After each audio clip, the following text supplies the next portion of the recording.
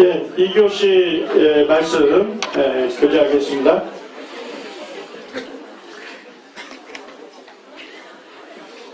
지금 이제 그 형제님들 중에서는 선교에 대한 대단한 열정을 갖고 있었습니다. 이제 제가 사실 시간이 제한되기 때문에 우리 모임에 있는 선교사들에 대해서 자세하게는 다 살펴보지 못하지만 사실 오늘날 현대 선교하고는 완전히 다른, 그러니까 이 모임에서 선교사들이 어떻게 활동했느냐에 대해서 뭐가 없냐면 공식적인 문서가 없습니다. 그게 뭐 때문이었냐면 선교사로 파송이 되면 그 당시에는 지역교회하고 단절이 됐습니다. 지금처럼 비행기 타고 왔다 갔다가 안 됐어요. 그러니까 교회에서 파송하면 그걸로 끝이에요. 그리고 오로지 주님께 그들의 필요를 구하면서 선교를 했습니다. 실제 오늘날 우리 하는 현대 선교하고는 비교도 안 돼요. 형제님들은 그냥 그렇게 그분들하고 사셨고, 그리고 그분들이 먹는 음식 똑같이 먹고 그들에게 복음을 전하다가 고국에 알려지지 않는 상태에서 주님의 부르심을 받은 수많은 우리 모임 선교사들이 있습니다. 그분 중에 이제 한 분이에요. 잘 알려진 분이죠. 이 짐 엘리엇이라고 이 당시 이제 그 에콰도르에 아우카 부족이 있었습니다. 이 뭐 영화도 보셨죠?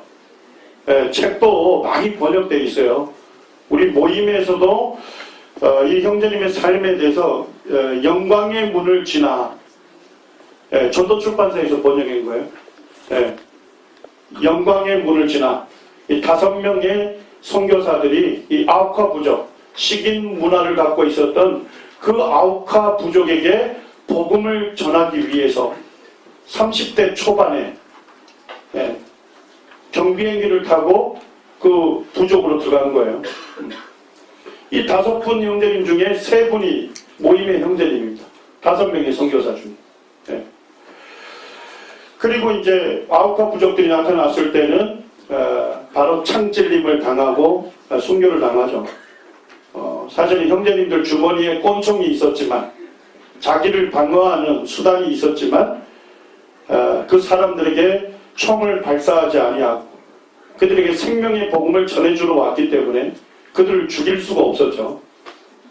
그리고 형제님들은 복음을 전하지도 못하고 순교를 당했습니다.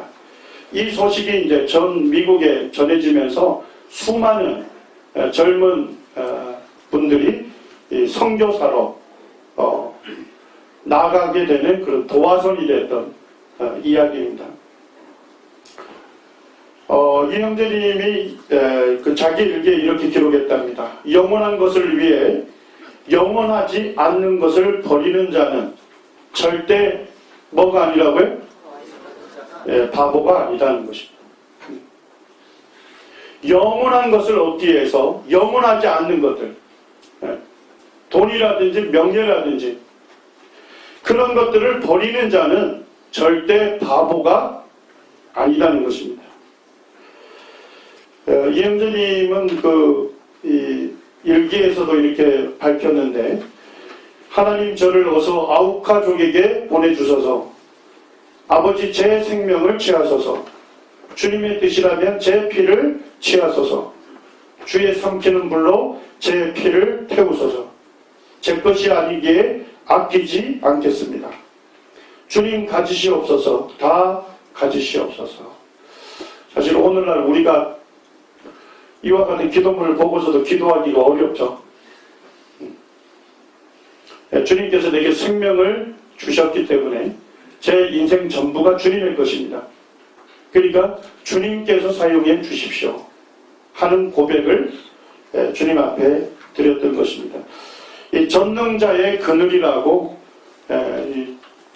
다른 그 출판사에서, 복 있는 사람이라는 출판사에서 이 형제님의 아내가 쓴 책입니다. 한번 읽어보시기 바랍니다. 이 자매님이 엘리자베스 엘리엇인데요.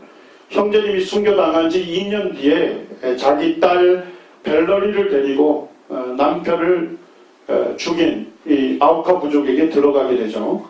그리고 그들과 함께 생활하면서 그들에게 복음을 전하게 됐는데, 그 마을에는 몇 개의 교회가 세워졌습니까? 수백 개의 교회가 세워지게 됐고, 이 감동적인 실화 내용이 2006년에는 영화로 개봉이 되어 있습니다. 그리고 우리말로도 더빙이 되어 있죠. 창끝이라고 하는 영화가 이 짐 엘리엇 생애를 다루고 있습니다. 마지막 한 분을 소개하는데, 존 레녹스라고 하는 형제님이 있습니다. 이분은 옥스퍼드 대학교의 수학 교수이면서 기독교 변증가입니다.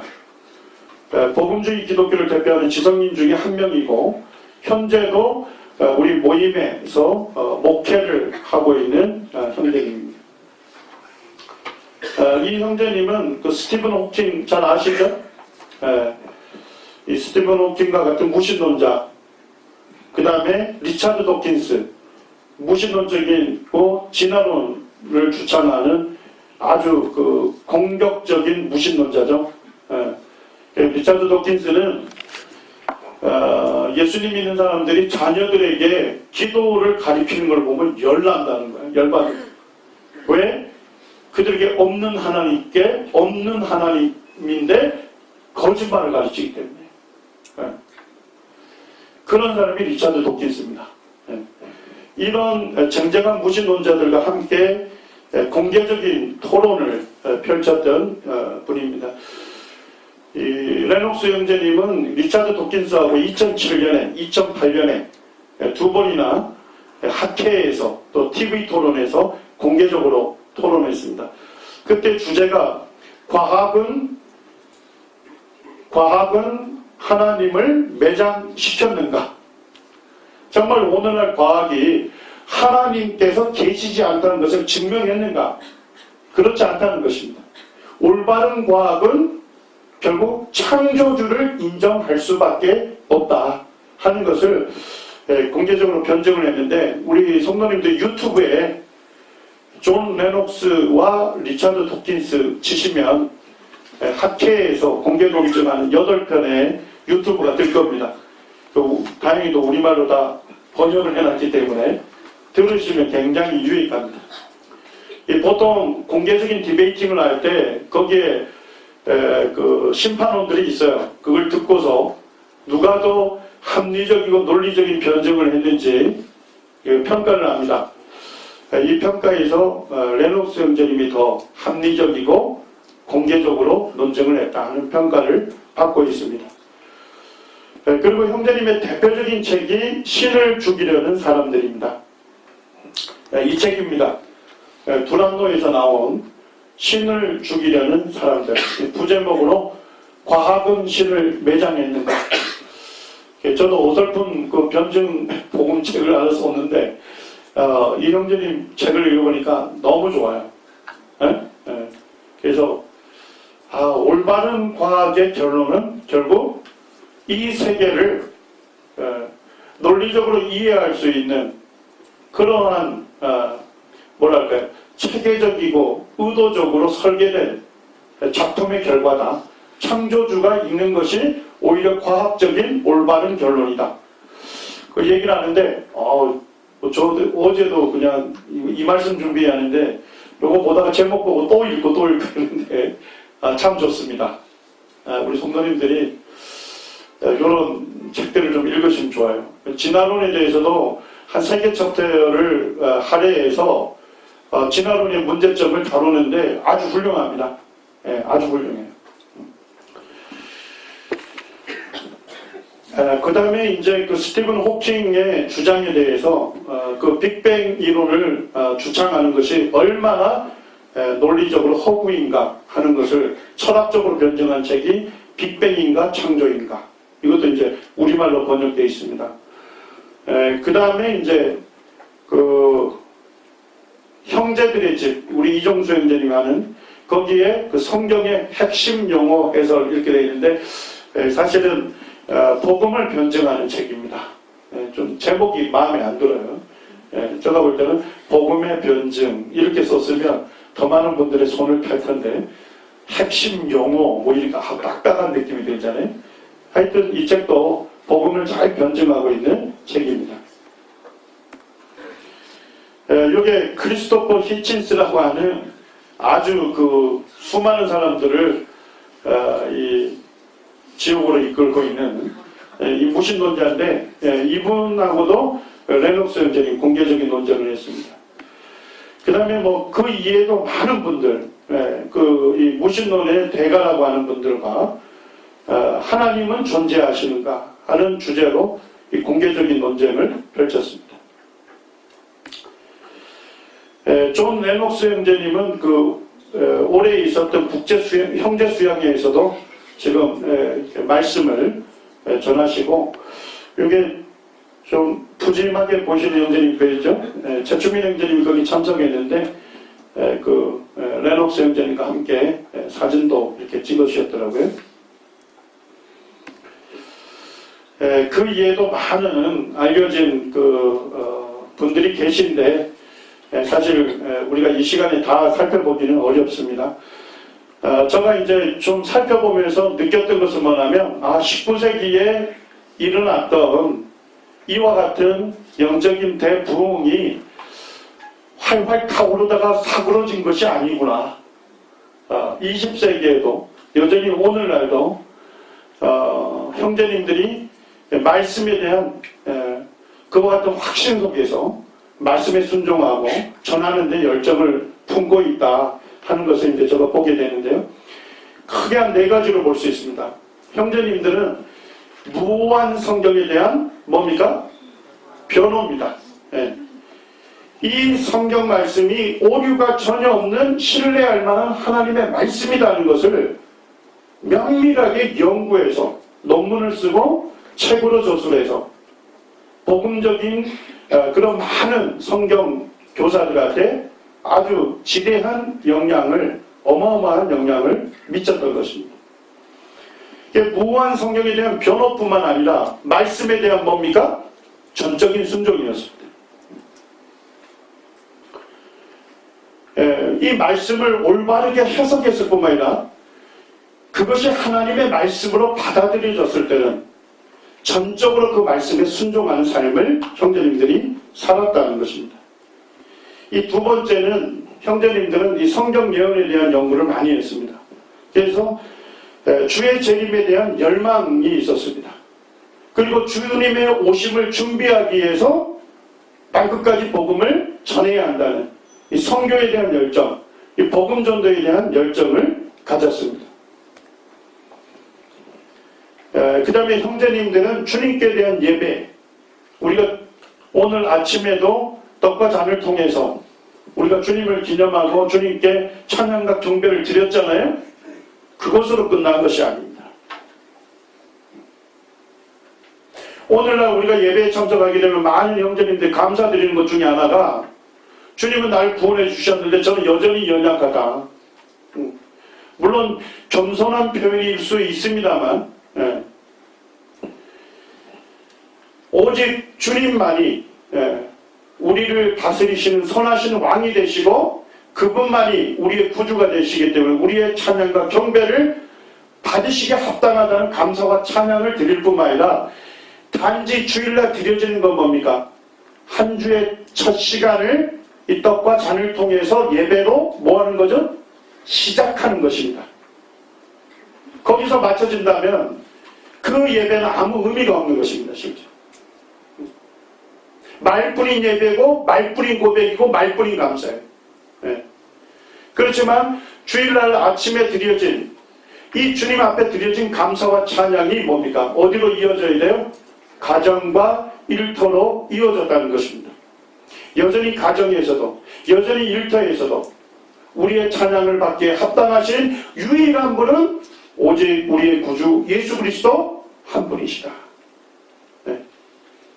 그렇게 드려졌기 때문에 형제님들의 삶은 특별했던 거예요. 거룩한 삶, 경건한 삶을 살았던 것입니다. 마지막으로 형제님들은 모든 성도가 은사를 따라 사역자로 섬기는 것입니다. 예. 오늘날 우리는 이것을 신학교의 원리로 가르치고 있지만 저거 볼 때는 많이 희미해졌다고 생각합니다. 예. 교회에 물론 말씀을 따라 장로들과 집사들이 있어서 함께 협력해서 성도들의 영적인 필요, 육체적인 필요를 채우는 것은 잘한 겁니다. 그렇지만 그 인도자들에게 모든 책임을 넘기는 것은 그것은 비성경적인 것이죠. 예. 모든 성도들이 성령의 은사를 받았기 때문에 그 은사를 적극적으로 활용해서 성도들의 필요를 섬겨주는, 서로 가르치고 서로 배우고 서로 섬겨주고 서로를 위해서 기도해주는 이와 같은 모든 성도의 그 사역자로의 부르심, 이것에 대한 확신을 갖고 섬겼다는 것입니다. 이 네 가지가 20세기 형제님들에게 있어서 다른 교회와 달리 탁월하게 보였던 부분입니다. 오늘날 21세기를 살아가고 있는 우리 형제자매님들이 이와 같은 믿음의 선배들의 본을 우리가 받는다면 주님 뭐라고 약속하셨어요? 예수 그리스도는 어제나 오늘이나 영원토록 동일하신 분입니다. 우리 20세기 형제님들에게 역사하셨던 그 주님께서 오늘날 우리에게도 동일하게 역사하실 거라고 확신합니다. 이제 아볼로에 대해서 좀 살펴보고 마치도록 하겠습니다. 우리 사도행전 18장 24절에서 28절까지를 보기 원합니다.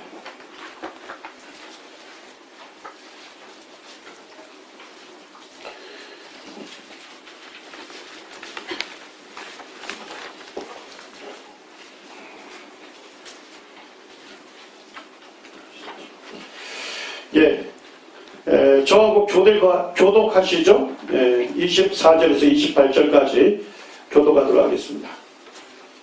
알렉산드리아에서 난 아볼로라는 유대인이 에베소에 이르니 이 사람은 언변이 좋고 성경에 능통한 자라.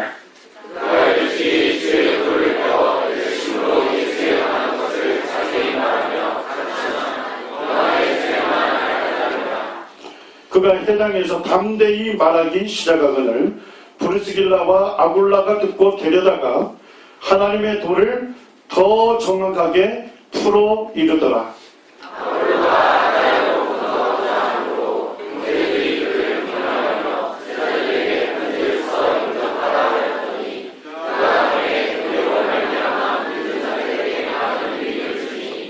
네, 28절 같이 읽겠습니다. 이는 성령으로서 예수는 그리스도라고 증언하여 공중 앞에서 힘있게 유대인의 말을 이긴이러라. 아볼로가 있죠. 사도 바울도 아볼로를 하나님 주님께 쓰임받는 성경교사로 인정을 했습니다. 이 아볼로를 통해서 우리가 몇 가지 좀 교훈을 받기 원합니다. 자, 아볼로는 24절에 보니까 성경에 어떠한 사람이었습니까? 능통한 사람이었습니다. 아볼로는 이 성경에 대해서 익숙한 사람이었다는 겁니다.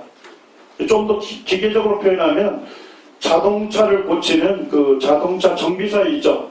정비사가 거기 많은 장비들이 있을 거 아니에요? 그걸 아주 숙련되게 적저적소에 다룰 수 있는 그와 같은 숙련된 정비사와 같았습니다. 아볼로는 성경에 능통했습니다. 이 성경 지식에 대해서 익숙했고 성경을 가르칠 때 이 성경을 가지고 활용하는 데 있어서도 익숙했습니다. 그리고 개인적으로 자신의 삶에 성경을 적용하는 데 있어서도 익숙했던 사람이었습니다. 아볼로는 성경에 어떻게 능통한 사람이 됐을까요? 25절에 나오죠? 그가 아볼로가 일찍이 주의 도를 배웠습니다. 아볼로는 일찍부터 주님의 도, 이 주님의 진리에 대해서 배웠던 것입니다. 우리가 하나의 중요한 원리가 있죠.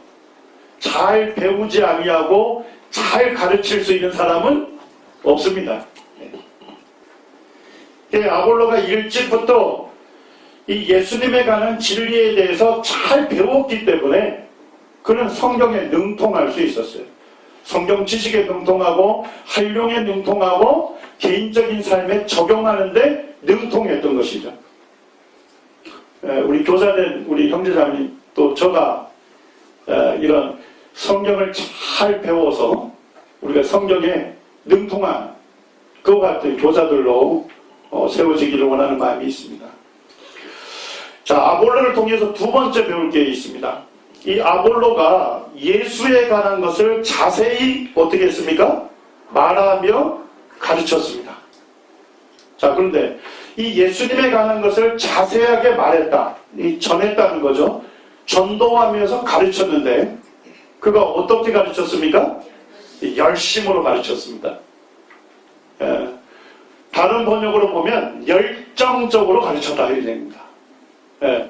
이 열심이라는 단어가 부글부글 끓어 넘친다는 의미가 있답니다.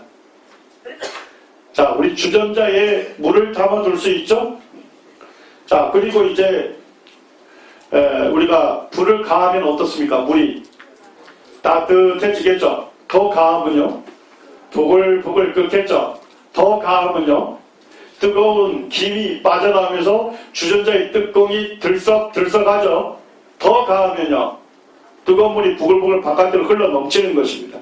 이것이 바로 열정이라는 단어를 들어있는 거예요. 이 아볼로는 예수님에 관한 것을 자세히 전도하고 가르치지 아니하면 안 되는 그와 같은 열정을 가졌던 것입니다. 구원받지 않은 학생을 구원받는 유일한 방법이 뭐죠?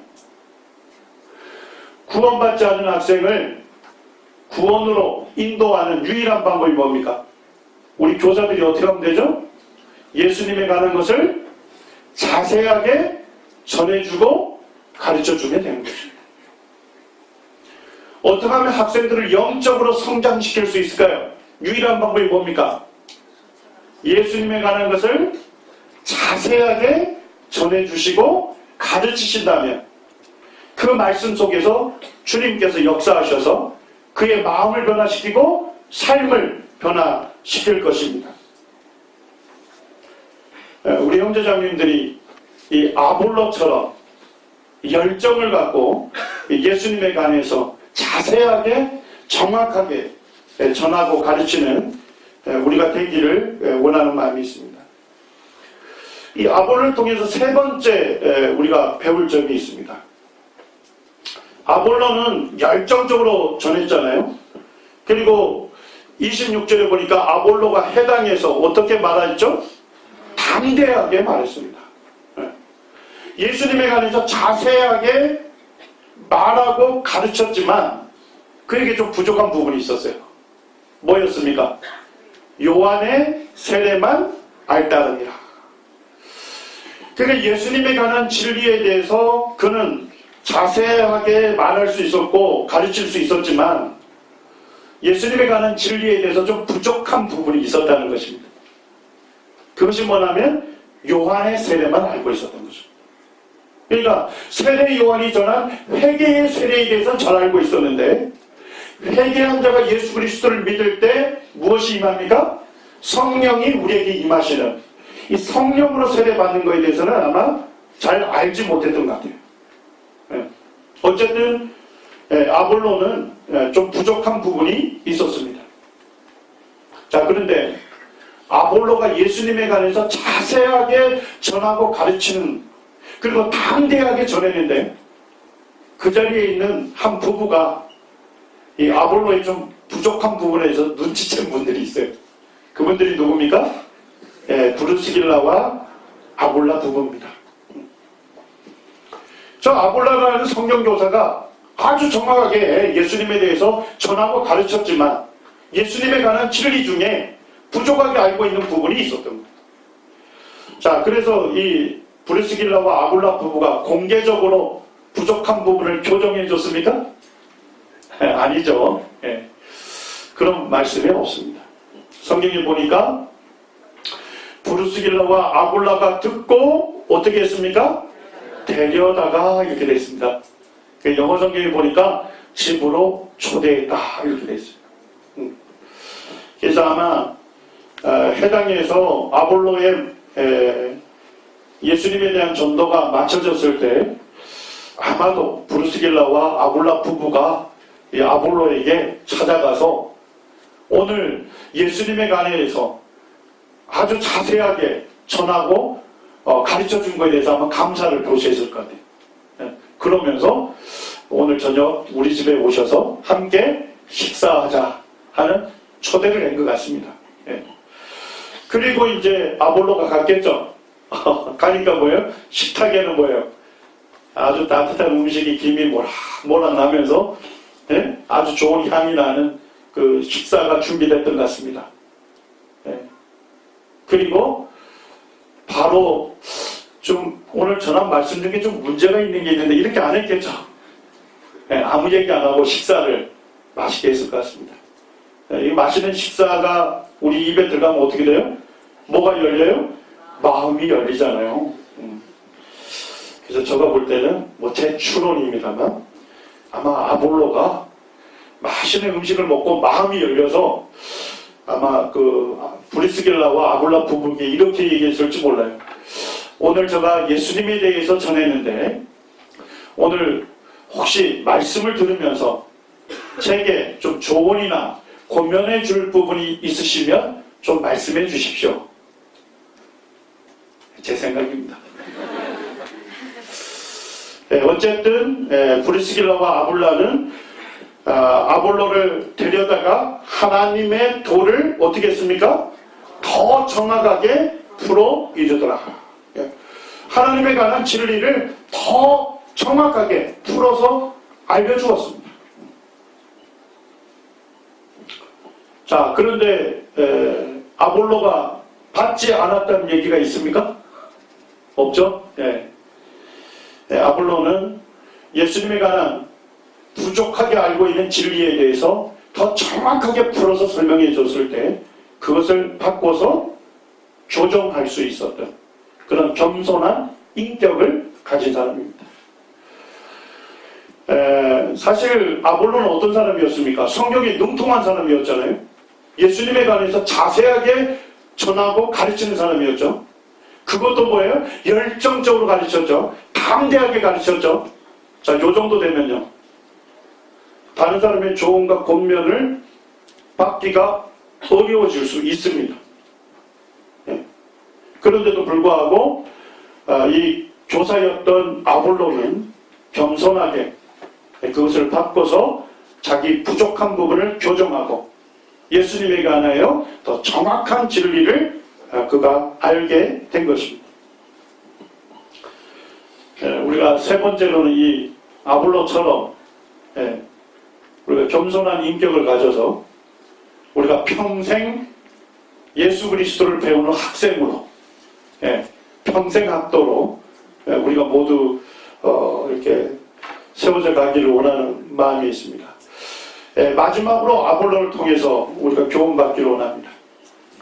27절에 보니까 아볼로가 어디로 가고자 하는 마음이 있었습니까? 아가야입니다. 이 아가야의 수도가 고린도입니다. 그래서 2차 전도 여행 때 사도 바울에 의해서 고린도 지역에 복음이 전해졌어요. 그리고 고린도 교회가 세워졌습니다. 그러니까 아볼로 마음에는 뭐가 있었냐면 이제 막 세워진 이 고린도 교회를 예수님에 관하여 잘 전하고 가르쳐서 성도들을 양육시키고자 하는 그와 같은 선한 소원을 가졌던 것 같아요. 그런데 아볼로는 자기 분별대로 즉각적으로 행하지 않았습니다.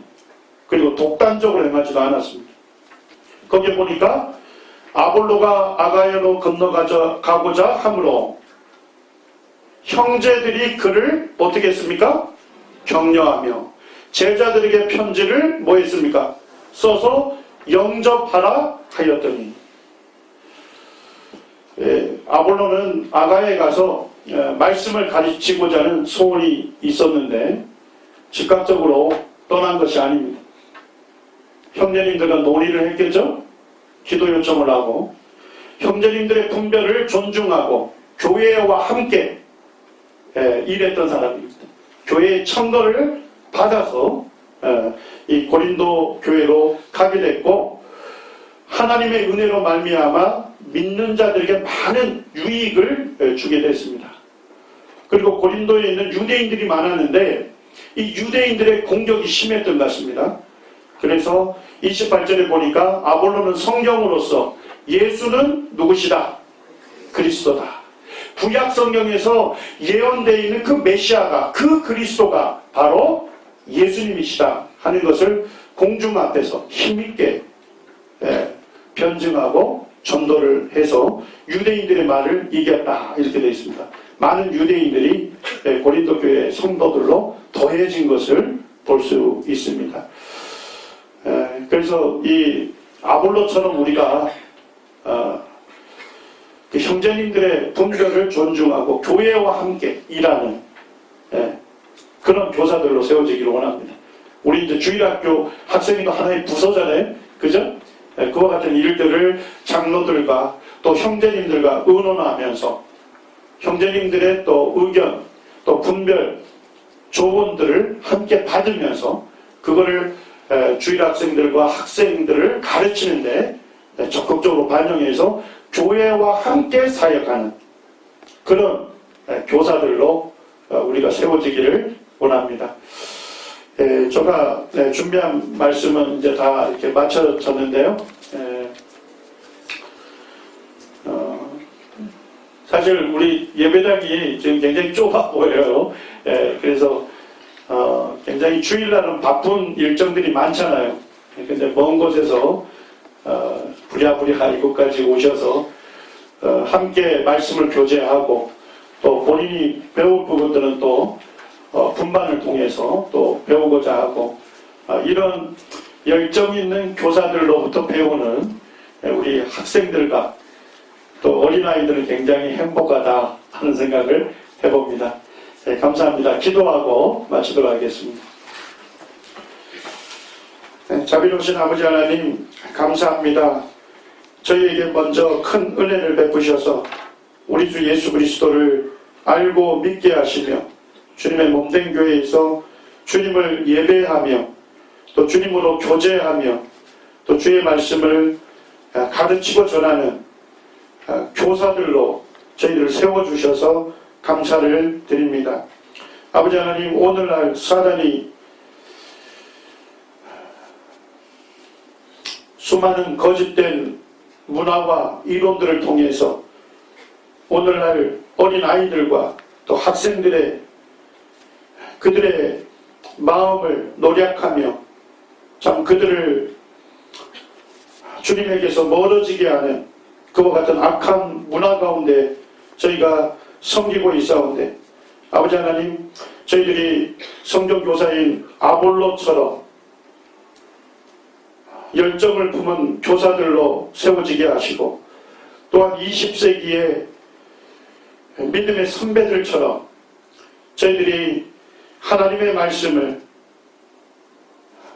적극적으로 변호하고 전할 뿐만 아니라 그 말씀에 전적으로 저희가 순종하여서 저희들이 거룩한 삶을 살아갈 뿐만 아니라 저희들에게 맡겨진 그 영혼들을 주님께로 인도하고 그들도 또한 거룩한 삶을 살도록 양육하는 이 교사 소명을 저희들이 잘 감당해 갈 수 있도록 도와주시기를 원합니다.